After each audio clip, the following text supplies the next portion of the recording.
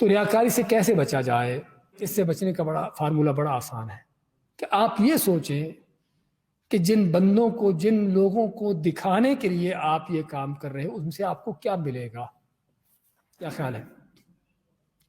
نماز پڑھتے ہوئے، کوئی نیکی عبادت کرتے ہوئے شیطان دل میں ڈالتا ہے کہ لوگ دیکھیں تاکہ لوگ تعریفیں کریں. ٹھیک، تعریفیں کر دی انہوں نے، لیکن آپ کو کیا ملا؟ اللہ کو ناراض کر دیا. عبادت آپ کی برباد ہو گئی صرف اس وجہ سے کہ لوگ خوش ہو جائیں. یہ کوئی عقل مندی ہے؟ آدمی صرف اتنی سی بات سوچ لے نا، صرف اسی چیز کو سوچ لے تو ریاکاری کرنا چھوڑ دے. سمجھے نا کہ مجھے ان لوگوں سے ملے گا کیا، کہ جن کو ابھی تھوڑا سا خوش کر لوں گا اور ممکن بعد میں کسی اور چیز سے اور ناراض ہو جائے. اور ہوتا بھی ہے کہ جو اللہ کو ناراض کر کے لوگوں کو خوش کرتا ہے، لوگ خوش نہیں ہوتے. اللہ تو ناراض ہوتا ہی ہوتا ہے.